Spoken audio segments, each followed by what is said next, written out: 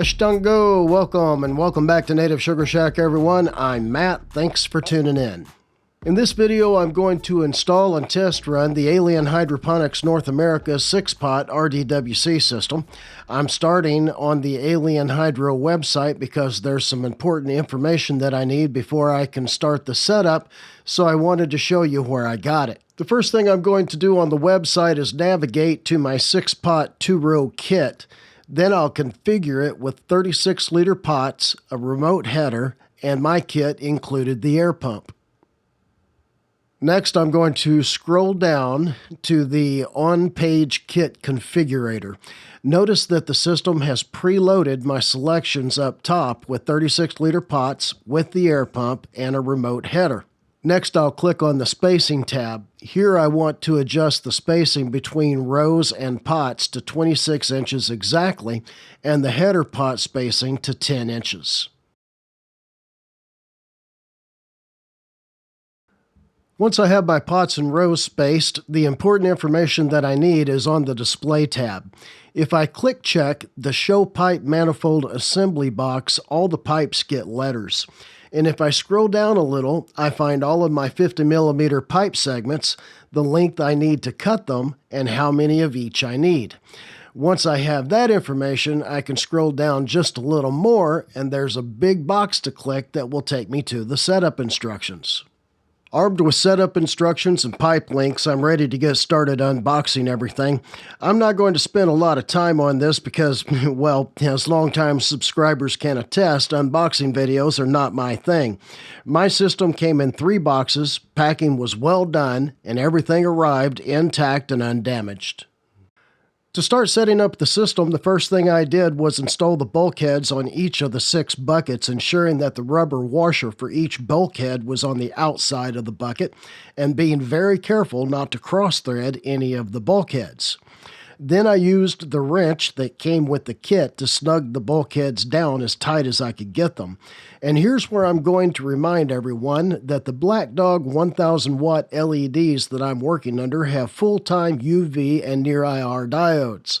I have both lights on at 20%, but even so, I still recommend protecting your brain bucket, ears, and whatever you do, don't look up.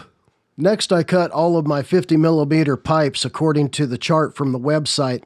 This pipe is unique in that it has a tough outer gray shell with a thick, squishy internal white pipe that is a little too small to slip over the bulkheads easily, so following the instructions, I got a bucket of really hot water to soak them in.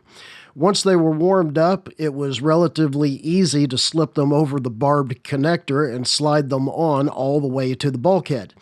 The pipe fits very snug on the barbed connector, and once it cools off and contracts, it's supposed to create a watertight seal. Now, this American has never seen pipe like this before, and perhaps that's why it seems kind of sketchy to me, so I'll have some number 4 pipe clamps on hand just in case. I continued in this manner, soaking each pipe in hot water and then installing the next 36-liter pot. All of this was fairly straightforward and easy to do as long as I allowed the pipes to soak long enough in the hot water to loosen up. Once I had all the 50mm pipes installed, I still needed to set my header pot and cut a 50mm pipe for it. On the kit configurator, I made this pipe 10 inches. But when I set the header and measured, I found an extra ½ inch, and that's fine. Every little bit helps.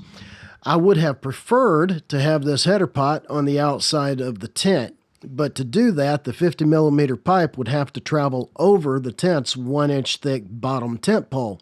So I decided to try it on the inside of the tent and see how it works out. But if it turns out to be too much of a pain, I do have enough pipe to try it the other way. Next, I measured, cut to length, and installed the blue return pipe that fits between the system's 130 micron filter and the header pot. This is a very limber and squishy pipe that is not a very snug fit on the barbed connectors, so I installed pipe clamps at both ends. These clamps did not come with the kit, but I believe they are required, so I will be making a recommendation to our sponsor, Alien Hydroponics North America. And that reminds me, Alien Hydro has given us a 10% discount code that you can use at checkout on the website to save 10% on any of the hydroponic growing systems they offer.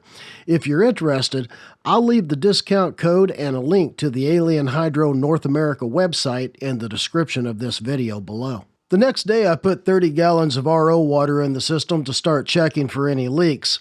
30 gallons was enough to fully cover the pump and the header pot, so I plugged it in and got the system running for the first time. I watched for any obvious leaks and didn't see anything. My plan is to let the pump run overnight and do a final leak check in the morning, but for now, I need to get the air system installed. The air hose fits into black plastic clips that snap onto the lip of the bucket, and there are black plastic plugs for the ends of the air hose. At each of the buckets, the air line is cut so that a reducing blue T can be installed. Then at the header pot end, I cut both lines and installed an elbow on one and a T on the other, then connected the two with a short piece of air line. Then all that remained was to connect the remainder of the air line to the T and run it out of the tent. Each of the 6 pots gets an air ring that is held to the bottom of the pot with 3 suction cups. Then the blue air line runs from the blue T to the air ring. Once I had them all installed, I plugged the air line into the pump and turned it on. One interesting note I'll make here, I put the air pump outside the tent because all the air pumps I've ever ran before were loud and they make a lot of heat. In contrast, the air pump that came with this kit runs so silent that I can barely hear it unless I get really close. As for how much heat it produces, well, time will tell. So I think we're done. The water and air pump are both running for some time now, and I still don't see any leaks. As for the build, it was easy. The instructions were clear. I read through them once and built the system from memory for the most part. All of the pieces and parts fit together as they should, and the only 2 things that I found to note is that I think it's important to take your time when you're installing the bulkheads on the pots just to ensure that no cross-threading comes into play, and make sure the rubber washer is on the outside of the pot. And I do believe that that dark blue water line between the header and the filter manifold needs a pipe clamp at both ends, so I've made that recommendation to Alien Hydro. Beyond that, I found the kit to be of high quality, and I'm really looking forward to running it. My plan is to let it sit here and run overnight and check for leaks again in the morning. If I find no leaks, I'm going to drain it and call it done. The only thing I have remaining to hook up to the system is my water chiller, but I'll save that for later. Don't forget that we have a 10% discount code if you're interested in any of the Alien Hydro systems offered on the website. I'll leave the discount code, a link to the site, and info about the bonus I'll send you if you use that discount code in the video description below. If you've not yet subscribed to my channel, I invite you to subscribe and follow my grow. It's free to do, and don't forget to ring that bell so you'll be notified next time I upload. If you have any questions or comments, please leave those in the comments section below and I will respond. And please don't forget to like this video and give it a thumbs up on your way out the door. Thanks again for tuning in, everyone. I'll see you soon.